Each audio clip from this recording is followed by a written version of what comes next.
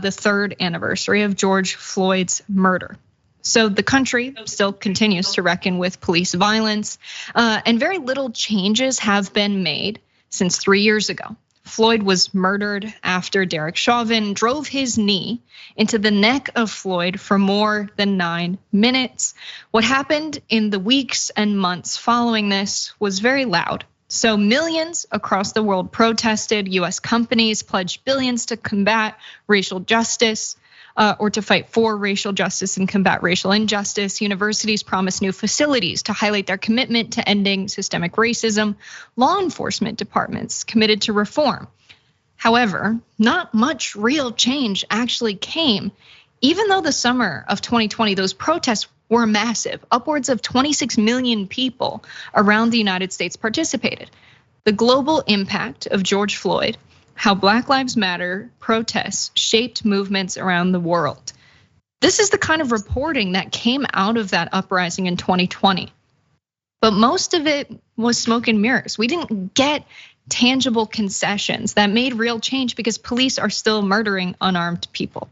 In the United States, this map shows police killings by state and city over the past year following George Floyd's murder. So 25 states saw a decrease, 19 states saw an increase, and 7 states had the same number of killings. So we've seen the murder of hundreds of Black men at the hands of the police since 2020.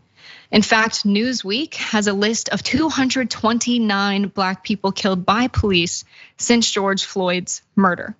Cities are still spending major cash in many cities, a majority of their cash on police budgets. Look at this graphic. Milwaukee is spending $280.43 million. Phoenix, $611 million. In Chicago, $1.6 billion. In Los Angeles, $1.7 billion. In New York City, $5.1 billion. Billions of dollars are going to police forces. And again, this was the liberal response. Remember Nancy Pelosi? Let's watch. For those who wish to, we will now kneel for our moment of silence.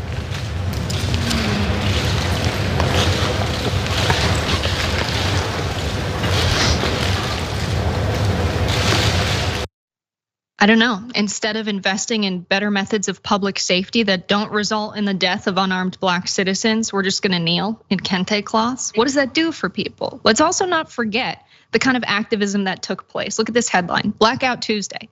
Black squares dominate social media and spark debate. What did it accomplish when people posted black squares on their Instagram to say that they're in support of Black Lives Matter and they really don't support Derek Chauvin's murder of George Floyd?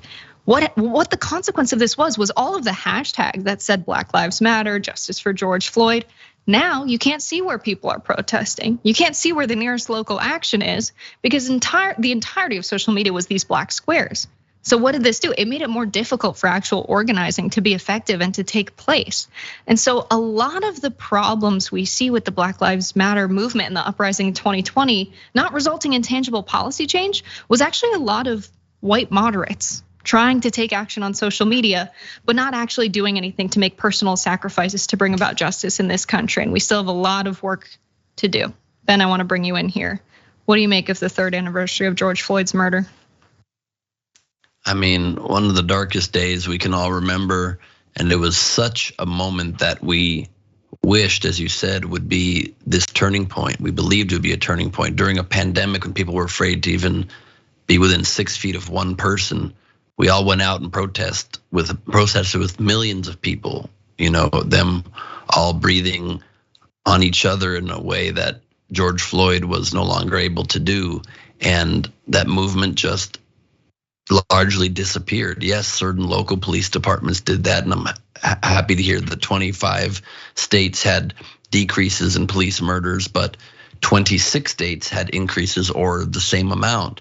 And so that's not enough to be done. And there were no federal changes that happened. There was no federal ban on chokeholds, no federal ban on no-knock warrants, no federal shift in qualified immunity laws that would be able to hold police accountable. I don't believe in not funding police. I believe in taking the enormous funding and shifting it into parts of the funding and shifting it into alternate methods that make keeping the community safe in a way that is not also frightening to the communities by using social workers and using other people and putting funds into programs that are meant to work. But this is just something that lawmakers will have to do. We need police to stay safe. We also need the police to keep us safe when they are policing us. You know, they provide really important services. Obviously, most of us in danger would want to be able to call the police, but we also would want to not fear them when we do.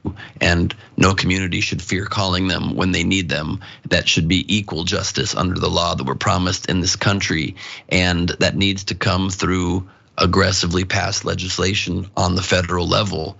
But it's very hard for Nancy Pelosi and Chuck Schumer to hit their voting button when they're down on one knee doing a big show for everybody.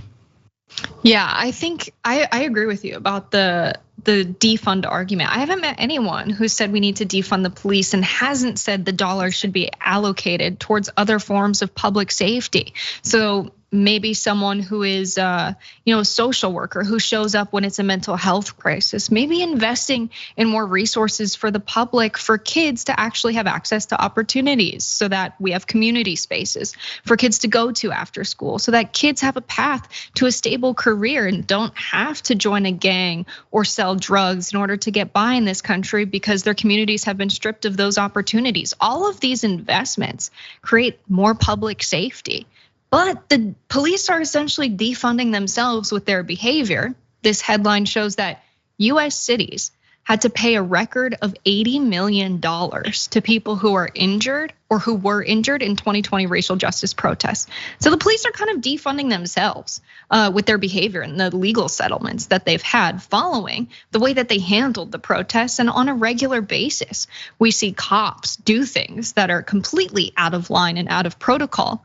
And then they have to give a big portion of their budget to legal settlements. So they're kind of defunding themselves at this point. It would be much better if we didn't have those legal settlements and instead we took that money and invested in public safety. Very simple. We've got one more story to get to. Yeah, Ben, any last thoughts? Just quickly, if you want to honor George Floyd's memory properly on the 3rd anniversary of his death, pass the George Floyd Justice and Policing Act. Yeah, I don't think we're gonna get it from this Congress, but that would be the right thing to do.